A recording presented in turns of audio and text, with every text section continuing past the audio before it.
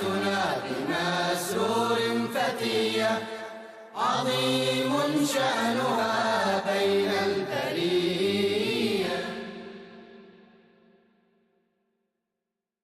Assalamu alaikum and welcome to a new episode of Beacon of Guidance. This series is a compilation of questions and answers given by our beloved Hazur, Hazrat Mirza Masroor Ahmad, may Allah be his helper. The questions are from various virtual mulaqats and compiled letters from Ahmadis all over the world. Let's now turn to Germany for our first question.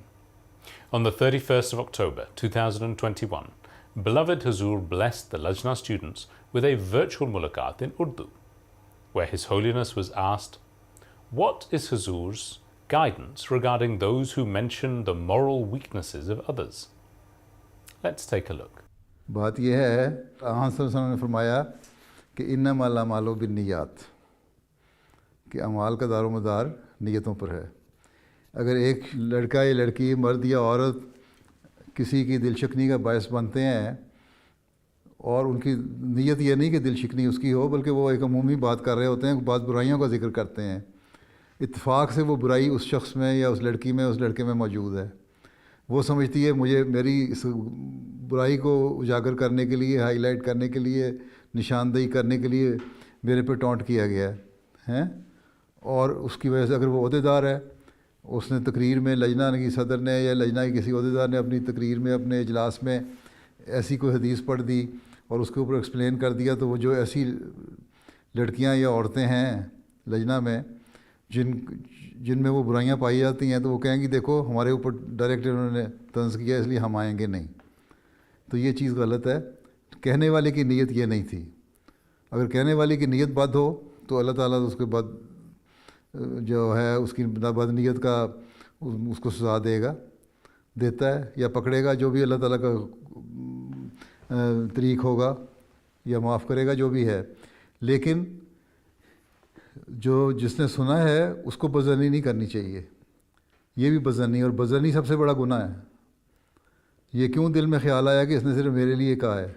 हाँ, अगर point out करके नाम लेके और पक्की बात साबित हो जाए कि हाँ इसी को कहा है, तब भी इंसान को चाहिए, इंसान गलतियों का पुतला है, कि हाँ अगर मेरे में ये गलती है तो मैं उसको दूर करने की कोशिश करूँ. अगर मेरे बारे में डायरेक्टली भी कहा गया है और मेरे में अगर ये गलती है तो मैं उसको दूर करूं, ना कि दीन से हट जाऊं. दीन को समझा या जाना, या एक अहमदी ने अहमदियत कबूल की या अहमदियत पर कायम है या इस्लाम पे कायम है, तो वो उस ओहदेदार की वजह से या औरत की वजह से या मर्द की वजह से नहीं कायम. दीन है दिल का मामला. अल्लाह ताला ने फरमाया तुम्हारा दीन जो है वो तुम्हारे दिल का मामला है. तो अपने और दीन को दुनिया पे मुकद्दम रखना चाहिए. ये भी हम ऐद करते हैं. यही हमें हज़रत मसीह मौऊद अलैहिस्सलाम ने सिखाया आके. तो अगर हमारे दिल का मामला है, दीन को दुनिया पे मुकद्दम रखना है, तो फिर इन दुनियावी बातों को सुन के या किसी इजलास में किसी ओहदेदार को सुन के, अगर वो दुनियादार भी है, वही ओहदेदार या कहने वाला ख़ुद जिस बात को कह रहा है वो बुराई उसमें भी मौजूद है, तो तब भी उसका गुनाह उसके सर है. लेकिन अगर सुनने वाला उसकी वजह से दीन को छोड़ता है या जमात से पीछे हटता है या इजलासों से दूर हट जाता है, तो वो एक ख़ुद भी गुनाहगार बन जाता है. जो कहने वाला वो तो गुनाहगार बना ही, लेकिन सुनने वाला दीन से हट के अपने आप को भी गुनाहगार बना लेता है. इसलिए वुसअत हौसला होनी चाहिए, सुनने का हौसला होना चाहिए. इसलिए कहते हैं कि अपने दिलों को वसी करो, वुसअत पैदा करो. अपने इंसान अपना जायज़ा ले, अपने नफ्स का इंसान ख़ुद जायज़ा ले. अगर इंसान एक सही मोमिन है, सही मोमना है, ईमान मजबूत है, तो वो हर वक्त अपने नफ्स का ख़ुद जायज़ा लेता रहता है. क्या मेरे अंदर कौन कौन सी बुराइयाँ हैं, क्या ये बुराई मेरे अंदर है, क्या ये बुराई मेरे अंदर है, अगर है तो मैंने इसको दूर करना है और किस तरह दूर करना है. और अगर कोई मुझे तवज्जो दिला दे तो मैंने उसको दूर करने की कोशिश करनी है. और अगर कोई नाम लेके किसी की मजलिस में बुराई करता है तो वो मुनासिब नहीं है. उस ओहदेदार को तो उससे जो बड़ा ओहदेदार है उसके ज़रिए से तवज्जो दिलवानी चाहिए कि इसने इस तरह की हरकत की है. किसी को मजलिस में डिस्ग्रेस करना, बेइज्जत करना जायज़ नहीं है, नाम लेके कहना. लेकिन एक जनरल बात गलतियों की तरफ निशानदेही कर देना, इसमें कोई हर्ज नहीं है, इसी से बुराइयाँ दूर होती हैं। अब मैं अपने खुतबात में बहुत सारी बातें कहता हूँ, तो जो पूरी जमात में मुझे पता है कि ये बुराइयाँ पाई जाती हैं, तभी मैं उनको एक जनरल सूरत में बयान कर देता हूँ। तो क्या सारी जमात नाराज़ होकर जमात छोड़ देगी अब? हैं? नहीं ना छोड़ेगी। नहीं हुजूर, नहीं। इसी तरह ओहदेदारात हैं, उनको एक तो ये है कि नाम नहीं लेना चाहिए, और अगर नाम लिए बग़ैर एक जनरल बुराई देख के अपने माहौल को साफ़ करने के लिए वो बात करती हैं, तो सुनने वाले को वुसअत हौसला दिखाते हुए उस अपनी इस्लाह करनी चाहिए। लेकिन सबसे अहम बात यह भी है कि जो कहने वाला है वो ख़ुद अपने नफ्स को भी देखे, क्या उसका नफ्स इन बुराइयों से पाक है, क्या उसमें ये बुराई नहीं है? क्योंकि अल्लाह ताला ने यही फरमाया है कि वह ऐसी बात ना कहो जो तुम खुद करते नहीं, क्योंकि अल्लाह ताला के नज़दीक ये बहुत बड़ा गुनाह है कि जो तुम खुद नहीं कहते दूसरों को कहो। ठीक, तो दोनों तरफ का असूल देखना पड़ेगा। कहने वाला भी नेक नियति से बात करे और अपने नफ्स का जायज़ा लेके बात करे और इस्लाह की खातिर बात करे, ना कि किसी को तकलीफ़ पहुंचाने के लिए। और सुनने वाला वुसअत हौसला से काम ले, और अगर उसमें बुराई है तो इस्लाह की कोशिश करे, और अगर उस बुराई का ख्याल भी कभी आया तो तब भी इस्लाह की कोशिश करे, और अगर नहीं है तो हमेशा ये अहद करे फिर कि मैं ऐसी बुराइयों से बचूंगी। For our second question, beloved Hazur graced a virtual mulaqat with Majlis Khuddam al-Ahmadiyya from Singapore on the 19th of December 2021. A khadim asked, how can a Muslim free their heart from hatred? Let's take a look. How can a Muslim free their heart from hate? Jazakumullah. You see, we are the followers of the Prophet, who is the last of the prophets, and whose heart was free of all such type of evils and bad things and hatred. Even Hazrat Masih Islam has come in this age as a subordinate prophet of the Holy Prophet ﷺ. And he said, I have come in this age to bring mankind closer to their Creator, and secondly, to make them realize their duties towards their fellow beings. So he says that we cannot discharge these duties until and unless our hearts are pure. And there should not be any enmity, animosity, jealousy in our hearts. And if that be the case, then we can discharge our duties towards each other. Right? For that even, yes, you are right, this target we cannot achieve on our own. We have to seek Allah's help, right, for this. And for that you pray to Allah Ta'ala in your 5-time daily prayers. Allah Ta'ala purifies your heart and remove all the hatred from your heart for any person, right? And then this is why Hazrat Masih Islam says that try to achieve this habit of forgiveness, right? And there should not be any hatred in your heart for any person. We say istighfar for it.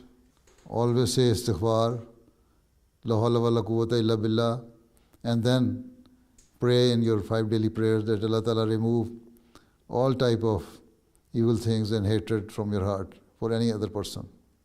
For our third question, we'll turn to the United Kingdom. On the 4th of September 2021, students from Majlis Khuddam al-Ahmadiyya UK were blessed with a virtual mulaqat with beloved Hazur. One of the students asked, how can one improve their spiritual advancement? Let's listen to the response. My question is, I constantly pray for my spiritual advancement, but the next day I don't feel any progress. Can you guide me on how I can improve myself? You see, it is not necessary that you immediately get the result of it. There was a saint who used to pray for something every day and he was just fervently praying for that. He had such a close relation with Allah Ta'ala that every day he will receive the answer of Allah Ta'ala that no, your prayers are not accepted. One day, one of his companion or follower was present, and in his presence, when the saint was praying, the same answer came from Allah Ta'ala. And that answer was also heard by the companion. Then the companion said that if Allah Ta'ala says that I am not going to accept your prayer, why are you praying? Then leave it.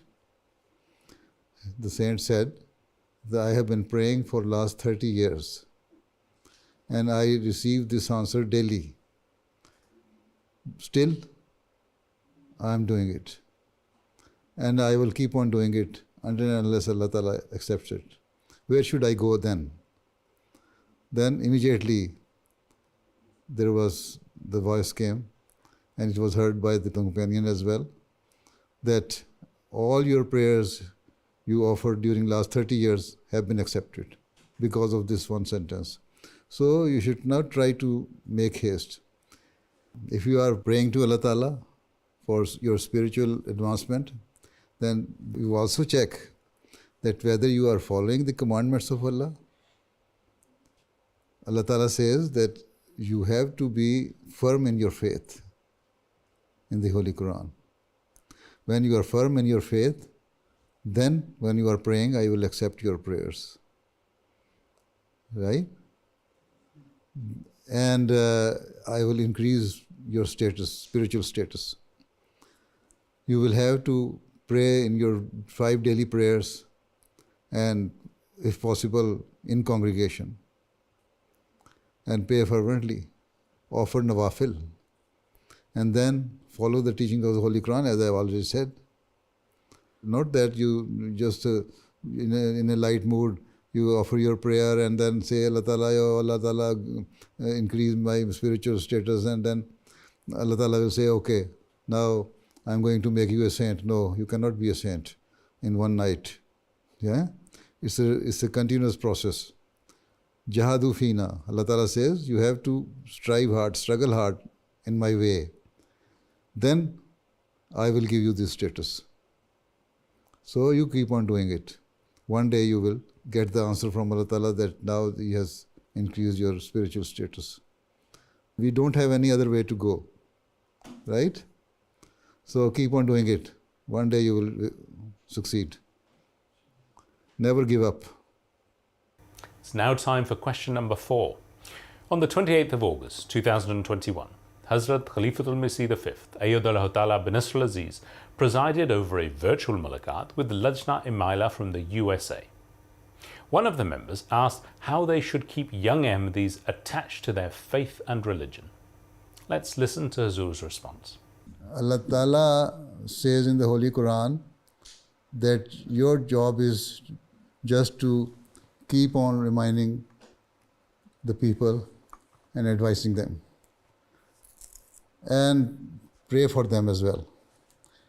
Not that after some time you try to give up. No, we are not going to give up. Since they claim themselves to be an Ahmadi, and they do not want themselves to be removed from the Jamaat, then it is our duty to use each and every mayor to bring them to the fold of Ahmadiyyat in a way which has been prescribed in our literature and, most importantly, in the Holy Quran. So tell them that these are the injunctions and commandments. You see, Quran says you wear modest dress. This is the Quranic injunction. Quran says you do hijab and do parda. That is Quranic injunction. Not that the Ahmadiyya movement in Islam is only practicing it and imposing it. No. This is the Quranic commandment. And there are so many others. Doing tilawat, offering 5 daily prayers. So these are the things which you have to make them realize. So keep on doing it gently, with love, with care, And they should also realize that you are their sympathizers. Whatever you are doing is for their betterment. You are trying to save them from the wrongs of this society. See? So once they realize it, then they will one day follow you. And pray for them as well. Yes, of course, we have to pray. But you say that after some time, after advising them once or twice or 3 times or 4 times, you leave it or give it up? No. You have to be very much persuasive. Try to be persuasive. That is your job. And that is the commandment given in the Holy Quran. Inna ma anta muzakkir. That is the injunction given to the Holy Prophet sallallahu alaihi wasallam. Keep on advising them. Keep on admonishing them. Try to explain to them the good teachings of Islam. And this is your job. Right? Right. If your Amla members at the national level, at the regional level, as I already said, and the local levels are active and following your programs and plans, then this means you have achieved 50% or more of your target. So try to see to it that your Amla members are following your plans or not. If they set their good examples, then the members will also follow them. Right? We have to set our own example. Then we can hope for the better results. For the 5th question, Hazrat Khalifatul Masih V, Ayyadullah Ta'ala bin Nasr Aziz, blessed a virtual mulaqat in Urdu on the 14th of August 2021 with Majlis Khuddam al-Ahmadiyya Denmark. One of the members asked whether there is a need for governments to enact blasphemy laws in Western countries. Let's listen to the response. کیا دنیاوی حکومتوں کو بعض بلیسفمی laws رکھنے چاہیے، مثلاً قرآن کریم کو جلانے سے روکنے کے لیے وغیرہ؟ اس کا سوال نہیں ہے کہ بلاسفیمی لا رکھنا ہے کہ نہیں رکھنا. اللہ تعالیٰ اپنے جو مقدس چیزیں ہیں، انبیاء ہیں یا کتاب ہے، اس کی عزت اس نے اللہ تعالیٰ نے قائم کرنی ہے، وہ تو کرتا رہے گا.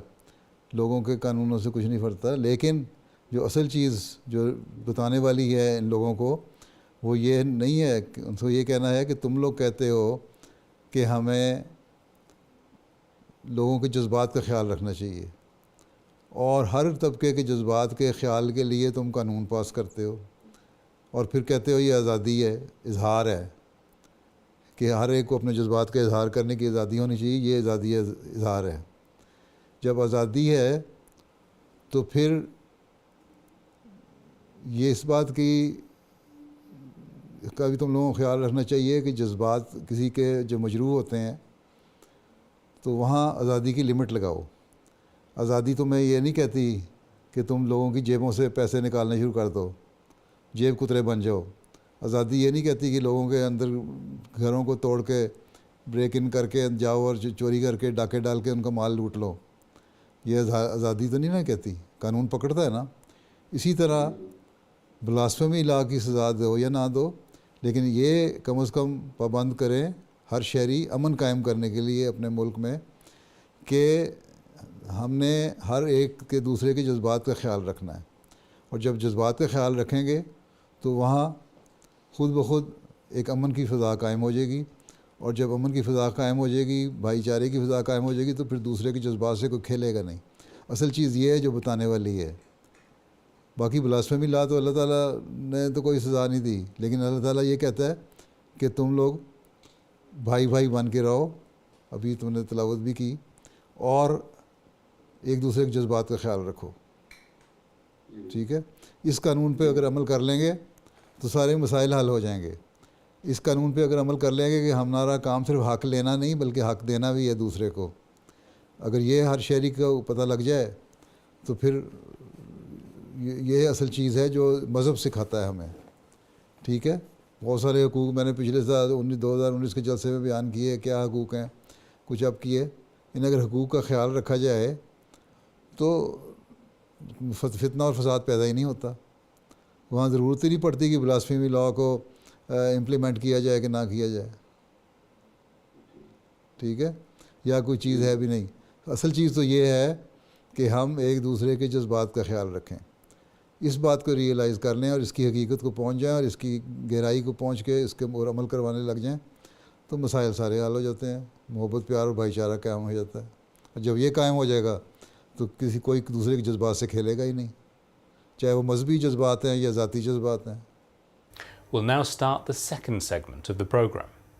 In this segment, we'll be taking a look at questions and answers which have been taken from an article in Al-Hakam called Answers to Everyday Issues, which is guidance that Hazrat the Middle Mu'mineen, Khalifatul Masih V, Ayyadullah Ta'ala bin Nasr al-Aziz, has given on various occasions in his written responses and during MTA programmes.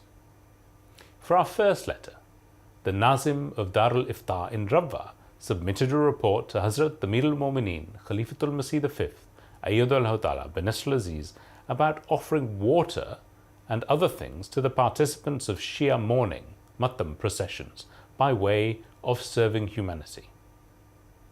While commenting on the report, Hazur Ayyadullah Ta'ala bin Nasr al-Aziz, in a letter dated the 22nd of November 2020, stated, In my opinion, the instructions of the promised Messiah alayhi salam and Hazrat Muslih Ma'ud radiyallahu anhu are very clear in this regard, according to which designating a specific day and time for this kind of activity is an innovation, bid'ah. However, if an Ahmadi or one of the Jamaats worked for the welfare of the people all year round in the spirit of serving people and set up these kinds of stalls for peaceful processions of different religions and organizations throughout the year by way of serving humanity, then there would be no issue with setting up such a stall for the morning procession of the Shias. However, if this is done exclusively for the morning processions of Shias and no other such stalls are set up throughout the year, then it is definitely a bid'ah, and Ahmadi should avoid such innovations completely.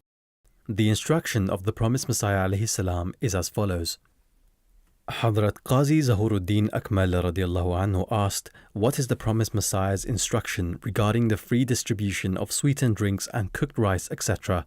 on the 10th of Muharram, if it is done for the sake of Allah and with the intent of Isal Thawab, reward to be received by the deceased? The promised Messiah alayhi salam replied, designating a day and time for such deeds is a ritual and an innovation, bid'ah, and such rituals gradually lead to shirk. Thus, it should be avoided, because such rituals do not end well. It may have been done in the beginning with this intention, but now it has taken the hue of shirk, and the name of those other than Allah. Hence, we declare it impermissible. Unless such rituals are eradicated, false beliefs will not go away. The instruction of Hazrat Muslih Ma'ud radiyallahu anhu is as follows. Someone said that Sunnis cooked and distributed among themselves certain kinds of food, etc. on the days of Muharram.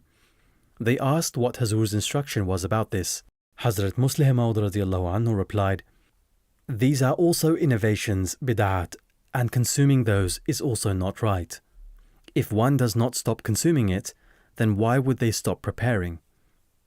Consuming the food given upon the 12th day of a person's death, Barwe, is not correct, and Gyarwe, 11th day, is nothing but unadulterated shirk.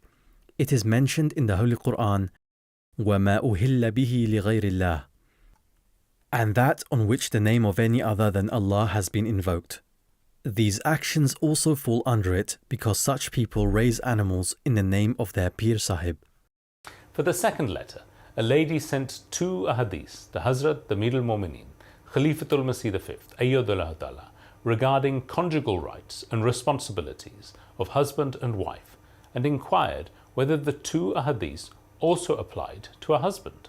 Hazur Ayyadullah Ta'ala bin Nasr al-Aziz, in his letter dated the 22nd of November 2020, gave the following reply to this question. The first hadith states that when a husband calls his wife to bed and she refuses out of some dissatisfaction, the angels curse her all night long. Remember that this hadith applies not only to the wife, but in the opposite scenario also to the husband. If there is one aspect that can be deduced from this hadith, It is that the Holy Prophet ﷺ cautioned married women against refusing without any legitimate excuse on account of the men's impatience regarding their sexual appetite. Otherwise, just as the wife is obliged to fulfill the sexual needs of the husband along with his other rights, the husband is also obliged to fulfill her sexual rights along with the other needs. Therefore, if a husband does not pay his wife's conjugal dues upon her request, without any compelling reason, then he too will be liable before Allah in the same way as the wife, who incurs the displeasure of Allah the Exalted by refusing to satisfy her husband's sexual desire without any legitimate excuses. It is narrated by Hazrat Musa al-Ash'ari radiallahu anhu that once the wife of Hazrat Usman ibn Maz'un radiallahu anhu came to the wives of the Holy Prophet sallallahu alaihi wasallam. The respected wives, upon seeing her plight, asked what had happened to her, for there was no one in the Quraysh wealthier than her husband. She replied, "I have no use for all that, because my husband spends the day fasting and the night praying." Later, when the Holy Prophet ﷺ visited his wives, they mentioned this to the Holy Prophet ﷺ. The narrator says that the Holy Prophet ﷺ met with Hazrat Usman bin Mad'un radiallahu anh, and while expressing his displeasure, said to him, "Am I not an example for you?" Upon this, Hazrat Uthman ibn Mad'un radiallahu anhu asked, "May my mother and father be sacrificed for you. What is the matter?" The Holy Prophet ﷺ replied, "You spend the night praying and the day fasting, whereas your family also has a right over you, and your body has a right over you. Therefore, offer prayers, but also sleep, and sometimes fast, and sometimes do not fast." The narrator says that after some time, when the same woman came to the wives of the Holy Prophet ﷺ, she was wearing fragrance and was adorned like brides. The respected wives expressed their delight upon seeing her and exclaimed, "Excellent, how charming." She told them, "Now I also have everything that other people have." Moreover, with reference to the above mentioned hadith, it should also be kept in mind that in the case that the refusal of this act is due to a valid excuse or a compelling reason, neither party would be subject to the displeasure of Allah the Exalted. Hence, it is mentioned in a hadith that when the Holy Prophet ﷺ went to the Battle of Tabuk, a companion who had gone out on a journey returned to Medina after the Holy Prophet ﷺ had already left. He turned to his wife to show affection to her, but she pushed him back, saying, "You should be ashamed of yourself, for the Holy Prophet ﷺ has gone out to war against the enemy in such intense heat, and all you want to do is to make love to me and go in unto me." Therefore, if a party refused due to a valid excuse or a compelling reason, they would not be liable to any punishment.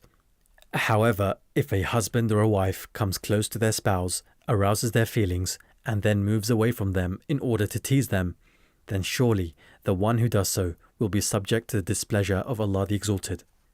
As far as the hadith regarding a married woman observing voluntary fasting with the consent of her husband during his presence at home is concerned, the wisdom behind it is that Islam has taken care of the rights and responsibilities of the husband and wife in every sphere.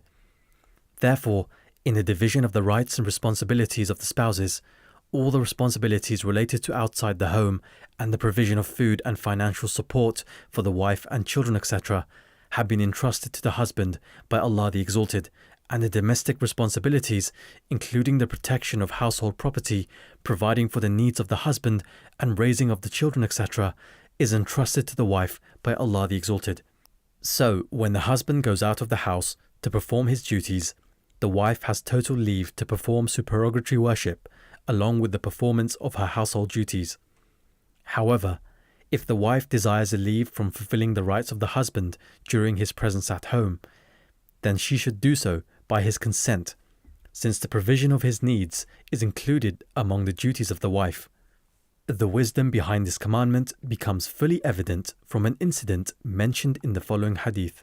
Hazrat Abu Sa'id radiallahu anhu narrates that the wife of Hazrat Safwan ibn al-Mu'attal radiallahu anhu, who used to work on the fields all night and spend the day at home, complained to the Holy Prophet sallallahu alaihi wasallam, saying, My husband makes me break my fast when I am observing voluntary fasting. The Holy Prophet ﷺ asked Hazrat Safwan radiallahu anhu about it. He replied, "When she fasts, she keeps on fasting. Since I am a young man, I cannot restrain myself." The narrator states that the Holy Prophet ﷺ announced on that day that a woman should not observe voluntary fast except with the consent of her husband. In short, Islamic teachings urge husbands and wives to fulfill all of each other's rights, including those related to the sexual relationship, with utmost honesty. Neither party has been allowed to usurp the rights of the other on the premise of worship. Therefore, the party who violates the rights of the other in any way will be considered guilty before Allah the Exalted. And for our third and final letter, a lady wrote to Hazrat Amir al-Mu'mineen, Khalifatul Masih V, Ayyadullah Ta'ala bin Nasr al-Aziz, that they received food items from Hindus on Diwali, some of whom expressly informed them that the food was kept separate from puja, worship ritual performed by Hindus, but some simply gave a box and left without saying anything about it. She asked whether it was permissible to consume such food. Hazur Ayyadullah Ta'ala bin Nasr al-Aziz, while replying to the above question in a letter dated the 13th of December 2020, provided the following guidance. There is no harm in eating food which is prepared with halal ingredients, in clean dishes, following the principles of hygiene, and which does not have any aspect of shirk in it. It is also not desirable to probe such matters beyond reason. However, before eating such food, Bismillah should be recited so that if there is any deficiency in the food, it can be compensated by the blessing of the name of Allah the Exalted. Islam also forbids breaking anyone's heart unnecessarily, merely due to suspicion. The promised Messiah ﷺ used to eat the food that came from Hindus, and also used to accept and eat the sweets, etc., which were gifted by them. Hence, while replying to the question of a person on whether the food prepared by Hindus was permissible, he stated, "The Sharia has made it permissible. The Sharia does not insist on such restrictions. Rather, it pays emphasis on قَدْ أَفْلَحَ مَنْ زَكَّاهَا. He indeed truly prospers who purifies it." The Holy Prophet ﷺ would eat items prepared by Armenians, and in any case, one cannot do without it. That concludes another episode of Beacon of Guidance. Join us again next time for more questions and answers with our beloved Hazur. Until then, Assalamu alaikum wa rahmatullahi wa barakatuhu.